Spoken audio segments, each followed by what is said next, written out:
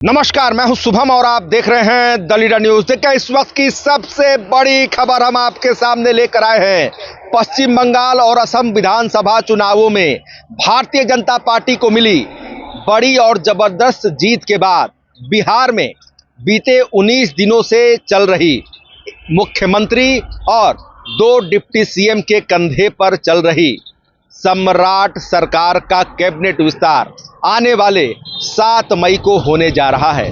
और इस कैबिनेट विस्तार से पहले ही बड़ा खेला भी हो गया है। जी आप बिल्कुल ठीक सुन रहे हैं। आपको बता दें कि पूर्व मुख्यमंत्री और जदयू के राष्ट्रीय अध्यक्ष नीतीश कुमार को भाजपा के शीर्ष नेतृत्व ने, खासकर प्रधानमंत्री नरेंद्र मोदी और गृह एवं सहकारिता मंत्री अमित शाह ने तगड़ा झटका दे दिया है। आपको बता दें कि अब मौजूदा सम्राट चौधरी की सरकार में नीतीश कुमार का मॉडल नहीं चलेगा। जी आप बिल्कुल ठीक सुन रहे हैं। पूरी खबर हम आपको विस्तार से बताने जा रहे हैं, जिसे जानने के लिए कृपया दिल थाम कर बैठिएगा। आप अगर इस चैनल पर न्यू सब्सक्राइबर हैं तो हमारा आपसे करबद्ध आग्रह है, इसे लाइक, शेयर, सब्सक्राइब और फॉलो करना ना भूलें। देखिए, आपको बता दें कि आने वाले 7 मई को सम्राट मंत्रिमंडल जो विस्तार है यह होने जा रहा है। गांधी मैदान में नए मंत्रियों को शपथ दिलाई जाएगी। वहीं देखिए, सूत्रों के हवाले से हमें बड़ी खबर मिल गई है।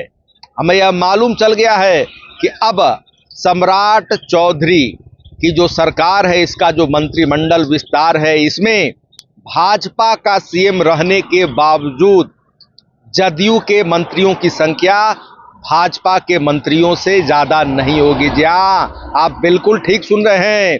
यानी कुल मिलाकर जदयू के जो मंत्री बनाए जाएंगे उनकी संख्या भाजपा के मंत्रियों से कम होगी। देखिए, तगड़ा झटका नीतीश कुमार और उनकी पार्टी जदयू को इस मंत्रिमंडल विस्तार से पहले ही लग गया है।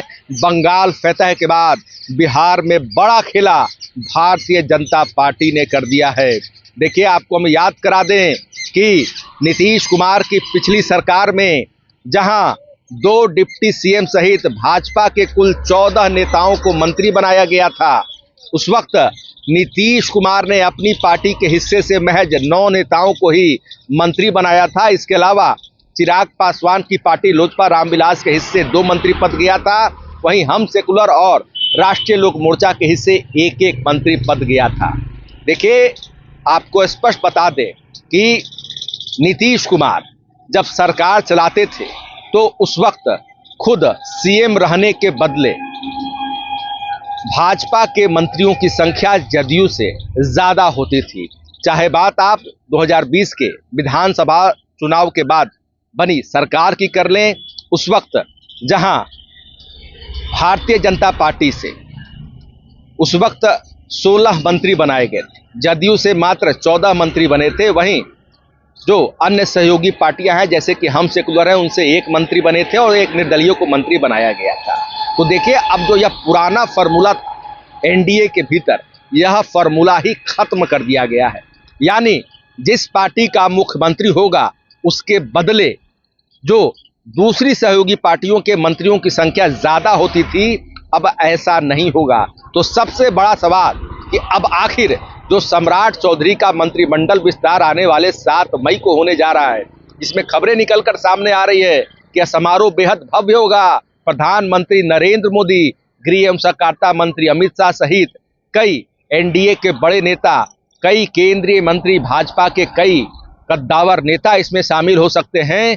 वहीं देखिए, आपको बता दें, हमें जो पुख्ता खबर मिल रही है अपने सूत्रों के हवाले से, खासकर एनडीए सूत्रों के हवाले से, भाजपा सूत्रों के हवाले से, वह यह है कि भाजपा जदयू के मंत्रियों की संख्या बराबर बराबर होगी। जी हाँ, बराबर बराबर बताया जा रहा है कि 16-16 का फॉर्मूला रखा गया है, जिसमें कि भाजपा के मुख्यमंत्री सहित और जदयू के 2 डिप्टी जो सीएम हैं उन सहित 16-16 का यह अनुपात होगा। और इस लिहाज से अगर देखें तो भाजपा के मंत्रियों की संख्या जहां 15 हो जाएगी, वहीं जदयू के मंत्रियों की संख्या 14 होगी। यानी भाजपा से कम मंत्री जदयू के होंगे। वहीं चिराग पासवान की पार्टी लोजपा रामविलास की बात करें तो जिस प्रकार पिछली सरकार में इनके 2 मंत्री थे, बताया जा रहा है फिर से 2 मंत्री बनाए जाएंगे। वहीं जीतन राम मांझी की पार्टी हम सेकुलर और उपेंद्र कुशवाहा की पार्टी राष्ट्रीय लोक मोर्चा से एक मंत्री बनाए जाएंगे। आपको यह भी बता दें कि हम सेकुलर पार्टी के जो संरक्षक हैं जीतन राम मांझी, इनके पुत्र संतोष सुमन मांझी का एक बार फिर मंत्री बनना तय है। वहीं दूसरी तरफ राष्ट्रीय लोक मोर्चा के सुप्रीमो राज्यसभा के सांसद उपेंद्र कुशवाहा के जो पुत्र हैं दीपक प्रकाश, जो कि पिछली सरकार में पंचायती राज मंत्री थे, बताया जा रहा है कि एक बार फिर इनका मंत्री बनना भी तय है। वहीं चिराग पासवान के कोटे से संजय पासवान और संजय सिंह मंत्री थे, बताया जा रहा है एक बार फिर से ये दोनों रिपीट किए जाएंगे। तो देखिए सम्राट मंत्रिमंडल विस्तार का नया स्वरूप क्या होगा। हमें जो सूत्रों के हवाले से बड़ी खबर हमारे जो हाथ लगी, जिसमें यह बताया गया कि जदयू के मंत्रियों की संख्या भाजपा से कम होगी। और आपने पूरी खबर में देखा कि जो पुराना फॉर्मूला था वह खत्म कर दिया गया है, जो पुराना जो नियम जिसे आप कह सकते हैं वह खत्म कर दिया गया है।